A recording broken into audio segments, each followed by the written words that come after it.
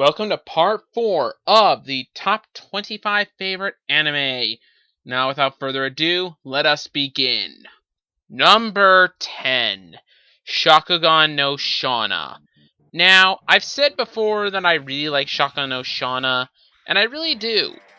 Well, more specifically, the third season. I do have a lot of like for the first season, but I won't deny it's incredibly flawed and can sometimes tonally be not the greatest show on earth. Now, the second season, its first seven episodes, I really don't like.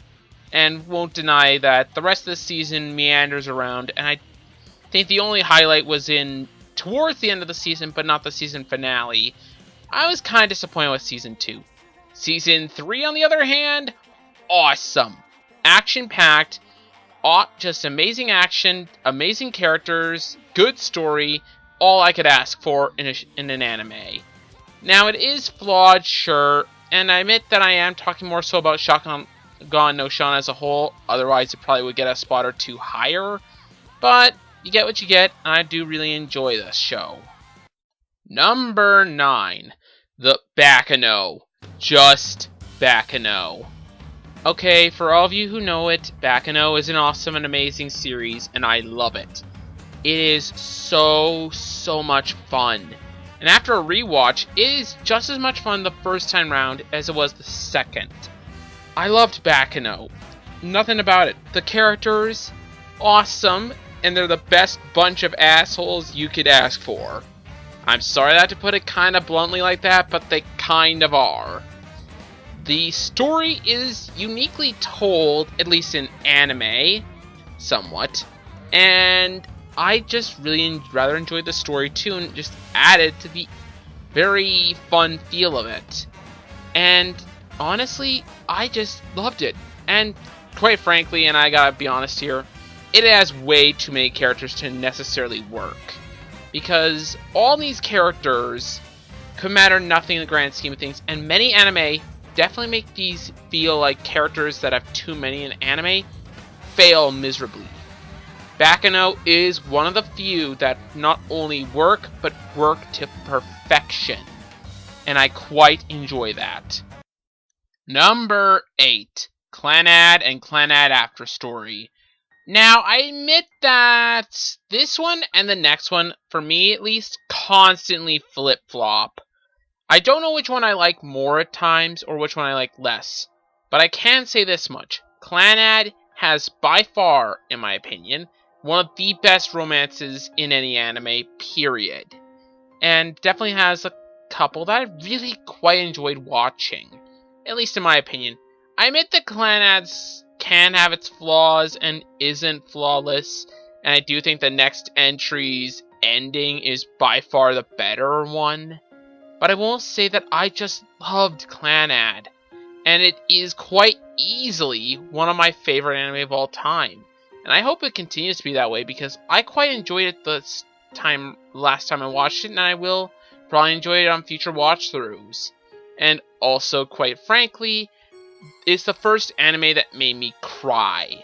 Now, I'll say it right now that that's now been obsolete because of two other anime. One that was the previous part 3, and another coming up very quickly. But I will say this anime is amazing, and I hope I can continue to enjoy it.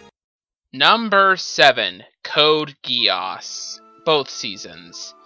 Now, I will say this, that I quite enjoyed Code Geass because of its characters and its story.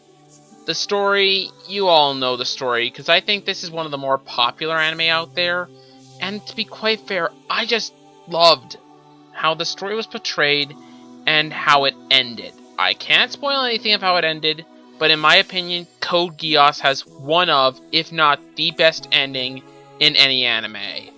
In my opinion. That's to say nothing of the characters, which, okay, there are a few that could be kind of flat at times, but a good chunk of them were very interesting characters, and very thought-provoking ones. I quite enjoyed most of them to at least some extent. And I will say that, honestly, it's amazing. I don't know too many people that haven't seen it, and if you haven't, I do highly recommend it.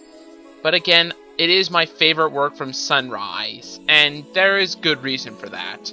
It's an amazing story with amazing characters. What more do I need to ask for? Number 6. On Ohana, the flower we saw that day. Now, this is one of the more recent anime I've watched. In fact, in terms of more recent anime I've watched, this is probably the highest. But I will say this right now.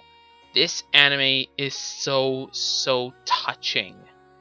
And heartbreaking, and just so many sadness and happiness from this show. And I think I've cried the absolute most with this one anime. I can't even deny that this is truly a work of art. And I truly don't think I'll ever see anything quite like it again. Its story is so sad, yet still somehow happy and everything, and I just can't describe it without going into full-blown, oh my god, praise. Because honestly, I don't think I'll see an anime quite like this again. And I honestly will say this right now. That might be a good thing, because I don't think I can describe much more of this show. It's not flawless, but it definitely is high up here on my list. And it is my favorite slice of life of all of them.